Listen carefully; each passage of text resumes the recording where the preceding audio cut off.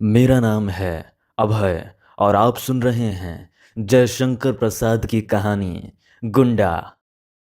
वो 50 वर्ष से ऊपर का था, तब भी युवकों से अधिक बलिष्ठ और दृढ़ था। चमड़े पर झुर्रियां नहीं पड़ी थीं। वर्षा की झड़ी में, पूस की रातों की छाया में, कड़कती हुई जेठ की धूप में, नंगे शरीर घूमने में वो सुख मानता था। उसकी चढ़ी मूछें बिच्छू के डंक की तरह देखने वालों की आंखों में चुभती थी। उसका सांवला रंग सांप की तरह चिकना और चमकीला था। उसकी नागपुरी धोती का लाल रेशमी किनारा दूर से ही ध्यान आकर्षित करता। कमर में बनारसी सेल्हे का फेंटा, जिसमें सीप की मूठ का बिछुआ खुंसा रहता था। उसके घुंघराले बालों पर सुनहले पल्ले के साफे का छोर उसकी चौड़ी पीठ पर फैला रहता। ऊंचे कंधे पर टिका हुआ चौड़ी धार का गंडासा, ये थी उसकी धज। पंजों के बल जब वो चलता तो उसकी नसें चटाचट बोलती थीं। वो गुंडा था। ईसा की 18वीं शताब्दी के अंतिम भाग में वही काशी नहीं रह गई थी जिसमें उपनिषद के अजात शत्रु की परिषद में ब्रह्म विद्या सीखने के लिए विद्वान ब्रह्मचारी आते थे।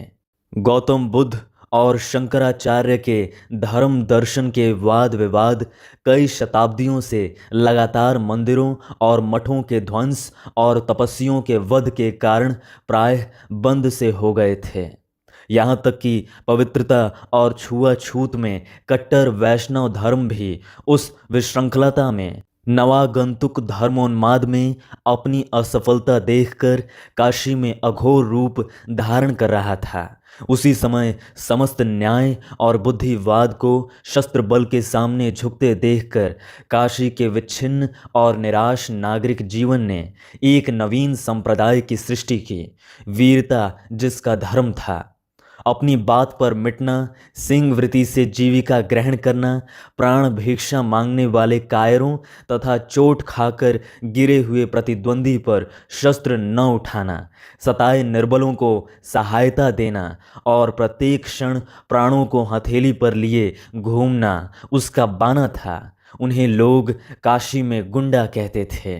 जीवन की किसी अलभ्य अभिलाषा से वंचित होकर जैसे प्रायः लोग विरक्त हो जाते हैं, ठीक उसी तरह किसी मानसिक चोट से घायल होकर एक प्रतिष्ठित जमींदार का पुत्र होने पर भी ननकू सिंह गुंडा हो गया था। दोनों हाथों से उसने अपनी संपत्ति लुटाई। ननकू सिंह ने बहुत सा रुपया खर्च करके जैसा स्वांग खेला था, उसे काशी वाले बहुत दिनों तक नहीं भूल सके।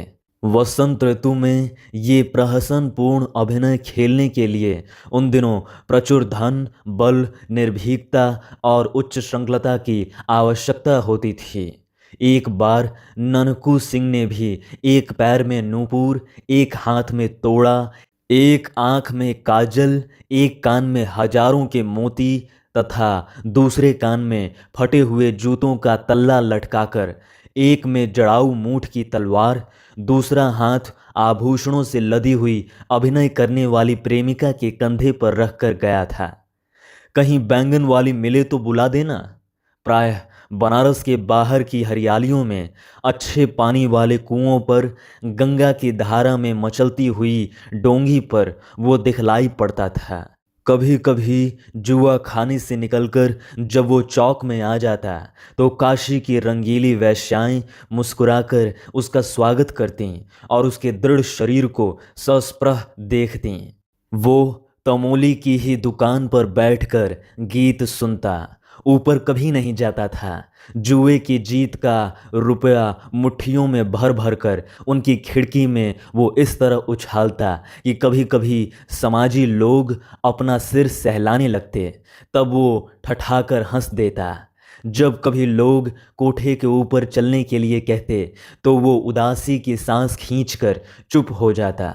वो अभी वंशी के जुआ खाने से निकला था। आज उसकी कौड़ी ने साथ न दिया। 16 परियों के नृत्य में उसका मन न लगा। मन्नू तमोली की दुकान पर बैठते हुए उसने कहा, आज शायद अच्छी नहीं रही मन्नू। क्यों मालिक, चिंता किस बात की है? हम लोग किस दिन के लिए हैं? सब आप ही का तो है। अरे बुद्धू ही रहे तुम। ननकू सिंह जिस दिन किसी से लेकर जुआ खेलने लगे उसी दिन समझना वो मर गए। तुम जानते नहीं कि मैं जुआ खेलने कब जाता हूँ? जब मेरे पास एक पैसा नहीं रहता। उसी दिन नाल पर पहुँचते ही जिधर बड़ी ढेरी रहती है उसी को बदता हूँ और फिर वही दांव आता भी है। बाबा कीनाराम का ये वरदान है। तब आज क्यों मालिक? पहला दांव तो आया ही, फिर दो चार हाथ बदने पर सब निकल गया। तब भी लो ये 5 रुपए बचे हैं। 1 रुपया तो पान के लिए रख लो और 4 दे दो मलूकी कथक को। कह दो कि दुलारी से गाने के लिए कह दें। हाँ, वो एक गीत विल्मी विदेश रहे। ननकू सिंह की बात सुनते ही मलूकी, जो अभी गांजे की चिलम पर रखने के लिए अंगारा चूर कर रहा था, घबराकर उठ खड़ा हुआ। वो सीढ़ियों पर दौड़ता हुआ चढ़ गया। चिलम को देखता ही ऊपर चढ़ा, इसलिए उसे चोट भी लगी। पर ननकू सिंह की भ्रिकुटी देखने की शक्ति उसमें कहाँ। उसे ननकू सिंह की वो मूर्ति न भूली थी जब इसी पान की दुकान पर जुए खाने से जीता हुआ रुपए से भरा तोड़ा लिए वो बैठा था। दूर से बोधि सिंह की बारात का बाजा बजता हुआ आ रहा था। ननकू ने पूछा, ये किसकी बारात है? ठाकुर बोधि सिंह के लड़के की। मन्नू के इतना कहते ही ननकू के होंठ फड़कने लगे। उसने कहा, मन्नू ये नहीं हो सकता। आज इधर से बारात न जाएगी। बोधि सिंह हमसे निपटकर तब बारात इधर से ले जा सकेंगे। मन्नू ने कहा, तब मालिक मैं क्या करूं? ननकू गंडासा कंधे पर से और ऊंचा करके मलूकी से बोला, मलूकिया देखता है? अभी जा ठाकुर से कह दे कि बाबू ननकू सिंह आज यहीं लगाने के लिए खड़े हैं। समझकर आवे, लड़के की बारात है। मलुकिया कांपता हुआ ठाकुर बोधि सिंह के पास गया। बोधि सिंह का ननकू से 5 वर्ष से सामना नहीं हुआ है। किसी दिन नाल पर कुछ बातों में ही कहा सुनी होकर बीच बचाव हो गया था, फिर सामना नहीं हो सका। आज ननकू जान पर खेलकर अकेला खड़ा है। बोधि सिंह भी उस आन को समझते थे।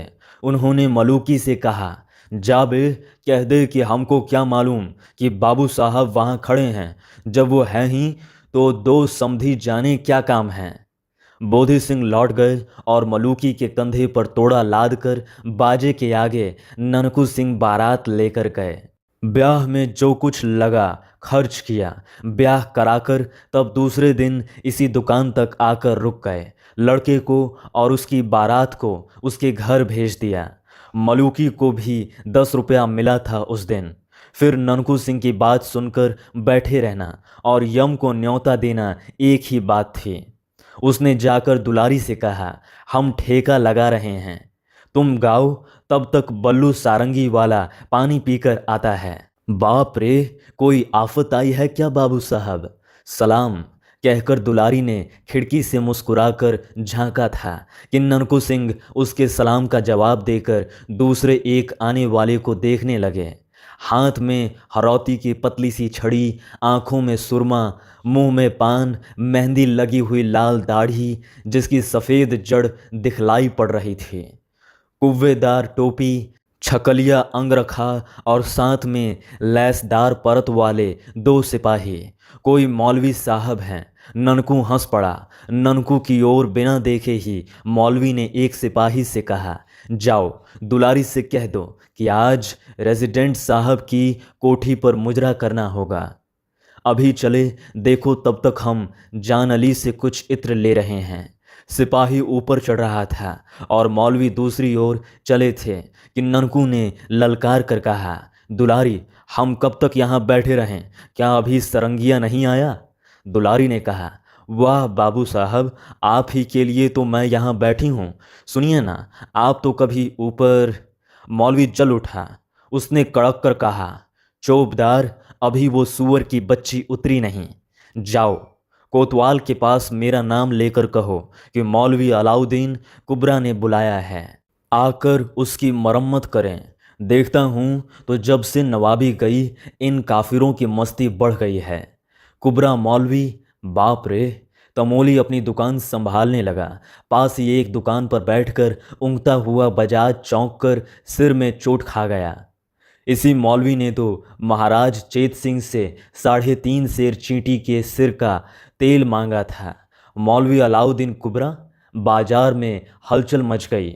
ननकू सिंह ने मन्नू से कहा, क्यों चुपचाप बैठोगे नहीं? दुलारी ने कहा, वहीं से बाई जी, इधर उधर हिलने का काम नहीं, तुम गाओ। हमने ऐसे घसियारे बहुत से देखे हैं। अभी कल रमल के पासे फेंक कर अधेला अधेला मांगता था, आज चला है रौब गांठने। अब कुबरा ने घूमकर उसकी ओर देखकर कहा, कौन है ये पाजी? तुम्हारे चाचा बाबू ननकू सिंह। के साथ ही पूरा बनारसी झापड़ पड़ा। कुबरा का सिर घूम गया। लैस के परत वाले सिपाही दूसरी ओर भाग चले और मौलवी साहब चौंधियाकर जान अली की दुकान पर लड़खड़ाते गिरते पड़ते किसी तरह पहुंच गए।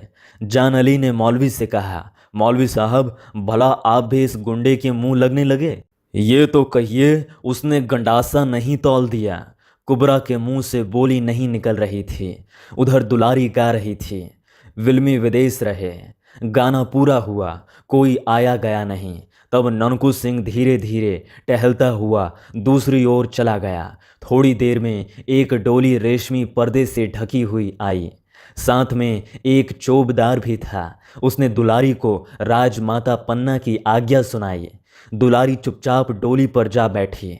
डोली धूल और संध्या काल के धुएं से भरी हुई बनारस की तंग गलियों से होकर शिवालय घाट की ओर चली। श्रावण का अंतिम सोमवार था। राजमाता पन्ना शिवालय में बैठकर पूजन कर रही थी। दुलारी बाहर बैठी कुछ अन्य गाने वालियों के साथ भजन गा रही थी। आरती हो जाने पर फूलों की अंजलि बिखेर कर पन्ना ने भक्ति भाव से देवता के चरणों में प्रणाम किया। फिर प्रसाद लेकर बाहर आते ही उन्होंने दुलारी को देखा। उसने खड़ी होकर हाथ जोड़ते हुए कहा, मैं पहले ही पहुंच जाती, क्या करूं? वो कुबरा मौलवी निगोड़ा आकर रेजिडेंट की कोठी पर ले जाने लगा। घंटों इसी झंझट में बीत गया। सरकार, कुबरा मौलवी, जहां सुनती हूं उसी का नाम। सुना है कि उसने यहां भी आकर कुछ।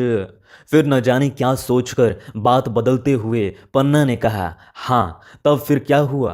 तुम कैसे यहाँ आ सकी? बाबू ननकू सिंह उधर आ गए। मैंने कहा, सरकार की पूजा पर मुझे भजन गाने को जाना है और ये जाने नहीं दे रहा। उन्होंने मौलवी को ऐसा झापड़ लगाया कि उसकी हेकड़ी भूल गई और तब जाकर मुझे किसी तरह यहाँ आने की छुट्टी मिली। कौन, बाबू ननकू सिंह?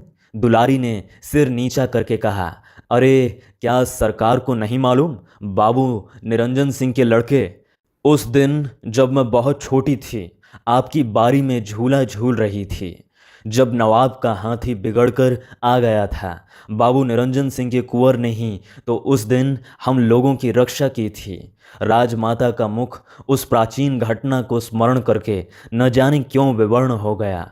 फिर अपने को संभाल कर उन्होंने पूछा, तो बाबू ननकू सिंह उधर कैसे आ गए? दुलारी ने मुस्कुराकर सिर नीचा कर लिया। दुलारी राजमाता पन्ना के पिता के जमींदारी में रहने वाली वैश्या की लड़की थी। उसके साथ ही कितनी बार झूले हिंडोले अपने बचपन में पन्ना झूल चुकी थी। वो बचपन से ही गाने में सुरीली थी।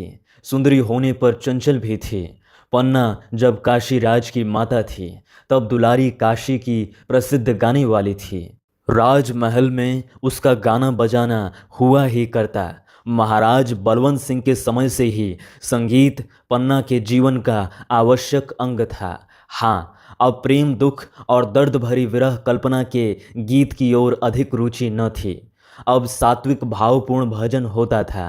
राजमाता पन्ना का वैधव्य से दीप्त शांत मुखमंडल कुछ मलिन हो गया।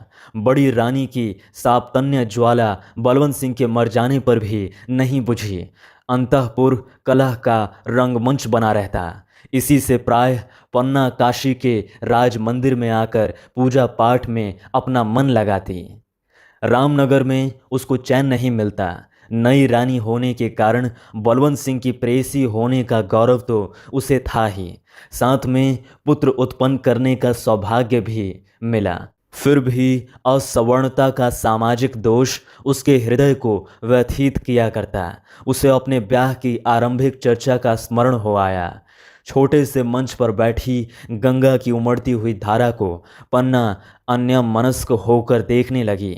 उस बात को जो अतीत में एक बार हाथ से अनजाने में खिसक जाने वाली वस्तु की तरह गुप्त हो गई हो, सोचने का कोई कारण नहीं, उससे कुछ बनता बिगड़ता भी नहीं, परंतु मानव स्वभाव हिसाब रखने की प्रथानुसार कभी कभी वो बैठता है कि यदि वो बात हो गई होती तो। ठीक उसी तरह पन्ना भी राजा बलवंत सिंह द्वारा बलपूर्वक रानी बनाए जाने के पहले की एक संभावना को सोचने लगी थी। सो भी बाबू ननकू सिंह का नाम सुन लेने पर गेंदा मुँहलगी दासी थी। वो पन्ना के साथ उसी दिन से है जिस दिन से पन्ना बलवंत सिंह की प्रेयसी हुई। राज्य भर का अनुसंधान उसी के द्वारा मिला करता और उसे न जाने कितनी जानकारी भी थी। उसने दुलारी का रंग उखाड़ने के लिए कुछ कहना आवश्यक समझा। महारानी ननकू सिंह अपनी सब जमींदारी स्वांग, भैंसों की लड़ाई, घुड़दौड़ और गाने बजाने में उड़ाकर अब डाकू हो गया है। जितने खून होते हैं सब में उसी का हाथ रहता है।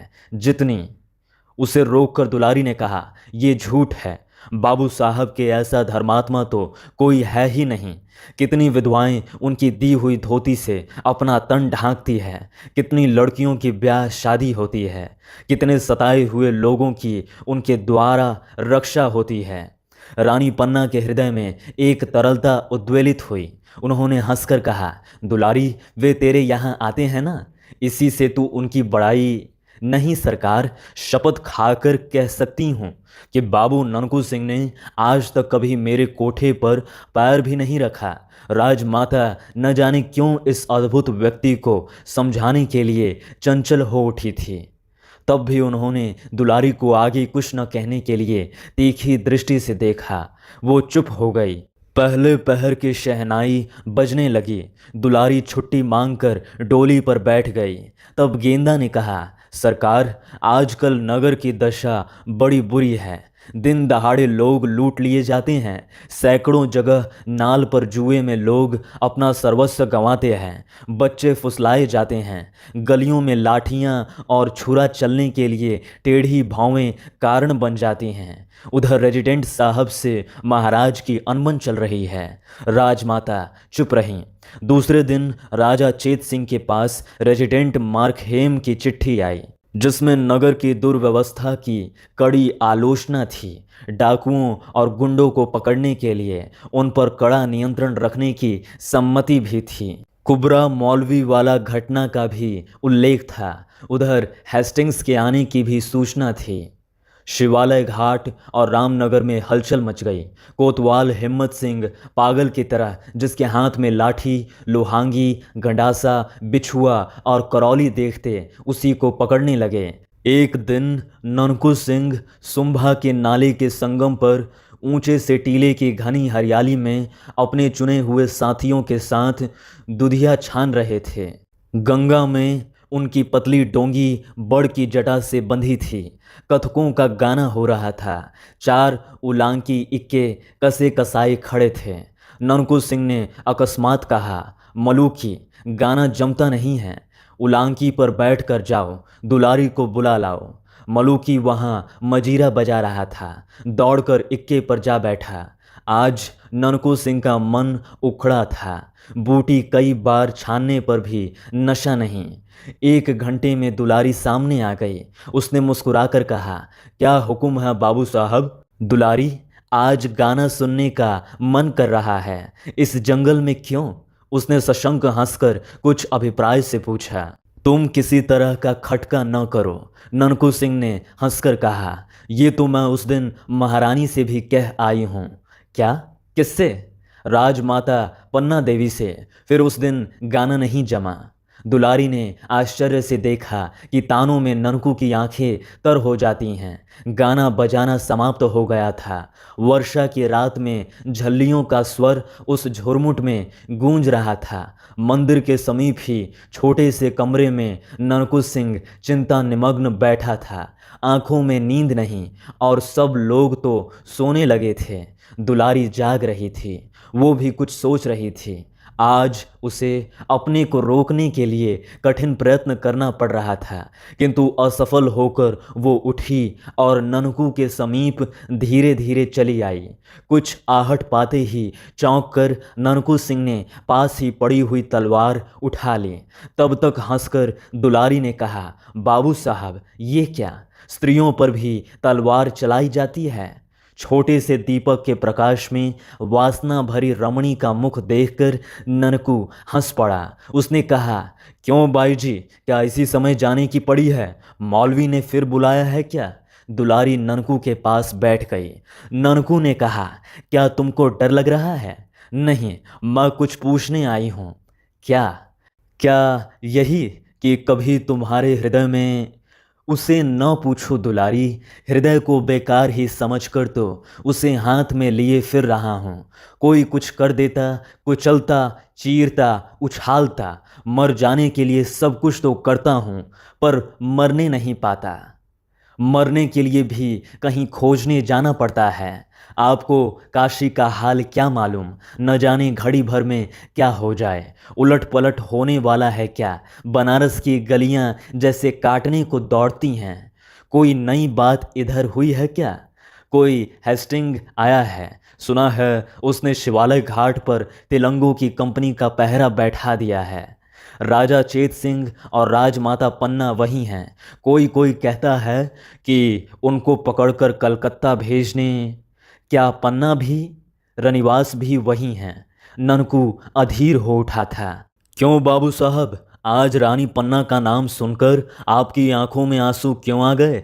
सहसा ननकू का मुख भयानक हो उठा। उसने कहा, चुप रहो, तुम उसको जानकर क्या करोगी? वो उठ खड़ा हुआ, उद्विग्न की तरह न जाने क्या खोजने लगा।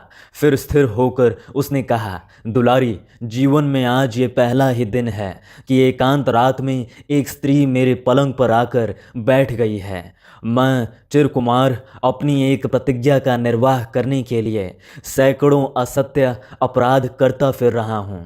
क्यों? तुम जानती हो मैं स्त्रियों का घोर विद्रोही हूँ। और पन्ना, किंतु उसका क्या अपराध? अत्याचारी बलवंत सिंह के कलेजे में बिछुआ मैं न उतार सका, किंतु पन्ना उसे पकड़कर गोरी कलकत्ता भेज देंगे। वही। ननकू सिंह उन्मत्त हो उठा था। दुलारी ने देखा, ननकू अंधकार में ही वट वृक्ष के नीचे पहुंचा और गंगा की उमड़ती हुई धारा में डोंगी खोल दी। उसी घने अंधकार में दुलारी का हृदय कांप उठा। 16 अगस्त सन 1781 को काशी डांवाडोल हो रही थी। शिवालय घाट में राजा चेत सिंह लेफ्टिनेंट स्टाकर के पहरे में थे। नगर में आतंक था, दुकानें बंद थीं। घरों में बच्चे अपनी माँ से पूछते थे, माँ, आज हलवे वाला नहीं आया? वो कहती, चुप बेटे। सड़कें सूनी पड़ी थी। तिलंगों की कंपनी के आगे आगे कुबरा मौलवी कभी कभी आता जाता दिखाई पड़ता था। उस समय खुली हुई खिड़कियां बंद हो जाती थीं। भय और सन्नाटे का राज्य था। चौक में चित्रू सिंह की हवेली अपने भीतर काशी की वीरता को बंद किए कोतवाल का अभिनय कर रही थी। इसी समय किसी ने पुकारा, हिम्मत सिंह। खिड़की में से सिर निकालकर हिम्मत सिंह ने पूछा, कौन? बाबू ननकू सिंह। अच्छा, तुम अब तक बाहर ही हो? पागल, राजा कैद हो गए हैं। छोड़ दो इन सब बहादुरों को, हम एक बार इनको लेकर शिवालय घाट पर जाएं। ठहरो, कहकर हिम्मत सिंह ने कुछ आज्ञा दी। सिपाही बाहर निकले। ननकू की तलवार चमक उठी। सिपाही भीतर भागे। ननकू ने कहा, नमक हरामों, चूड़ियाँ पहन लो। लोगों के देखते देखते ननकू सिंह चला गया। कोतवाली के सामने फिर सन्नाटा हो गया। ननकू उन्मत्त था। उसके थोड़े से साथी उसकी आज्ञा पर जान देने के लिए तुले थे। वो नहीं जानता था कि राजा चेत सिंह का क्या राजनीतिक अपराध है। उसने कुछ सोचकर अपने थोड़े से साथियों को फाटक पर गड़बड़ मचाने के लिए भेज दिया। इधर अपनी डोंगी लेकर शिवालय की खिड़की के नीचे धारा काटता हुआ पहुंचा। किसी तरह निकले हुए पत्थर में रस्सी अटकाकर उस चंचल डोंगी को उसने स्थिर किया और बंदर की तरह उछलकर खिड़की के भीतर हो रहा। उस समय वहां राजमाता पन्ना और राजा चेत सिंह से बाबू मनिहार सिंह कह रहे थे, आपके यहाँ रहने से हम लोग क्या करें, ये समझ में नहीं आता। पूजा पाठ समाप्त करके आप रामनगर चली गई होती तो ये। तेजस्वनी पन्ना ने कहा, अब मैं रामनगर कैसे चली जाऊं? मनिहार सिंह दुखी होकर बोले, कैसे बताऊं, मेरे सिपाही तो बंदी हैं। इतने में फाटक पर कोलाहल मचा। राज परिवार अपनी मंत्रणा में डूबा था कि ननकू सिंह का आना उन्हें मालूम हुआ। सामने का द्वार बंद था। ननकू सिंह ने एक बार गंगा की धारा को देखा। उसमें एक नाव घाट पर लगने के लिए लहरों से लड़ रही थी। वो प्रसन्न हो उठा। इसी की प्रतीक्षा में वो रुका था। उसने जैसे सबको सचेत करते हुए कहा, महारानी कहाँ हैं? सबने घूम कर देखा। एक अपरिचित वीर मूर्ति, शस्त्रों से लदा हुआ पूरा देव। चेत सिंह ने पूछा, तुम कौन हो? राज परिवार का एक बिना दाम का सेवक। पन्ना के मुंह से हल्की सी एक सांस निकल कर रह गई। उसने पहचान लिया, इतने वर्षों के बाद वही ननकू सिंह। मनिहार सिंह ने पूछा, तुम क्या कर सकते हो? मैं मर सकता हूँ। पहले महारानी को डोंगी पर बिठाइए, नीचे दूसरी डोंगी पर अच्छे मल्लाह हैं, फिर बात कीजिए। मनिहार सिंह ने देखा, जनानी ड्योढ़ी का दारोगा राज की एक डोंगी पर 4 मल्लाहों के साथ खिड़की से नाव सटाकर प्रतीक्षा में है। उन्होंने पन्ना से कहा, चलिए मैं साथ चलता हूँ। और चेत सिंह को देखकर पुत्र वत्सल्य ने संकेत से एक प्रश्न किया। उसका उत्तर किसी के पास न था। मनिहार सिंह ने कहा, तब मैं यहीं। ननकू ने हंसकर कहा, मेरे मालिक आप नाव पर बैठें। जब तक राजा भी नाव पर बैठ न जाएंगे तब तक 17 गोली खाकर भी ननकू सिंह जीवित रहने की प्रतिज्ञा करता है। पन्ना ने ननकू को देखा। एक क्षण के लिए चारों आंखें मिलीं, जिनमें जन्म जन्म का विश्वास ज्योति की तरह जल रहा था। फाटक बलपूर्वक खोला जा रहा था।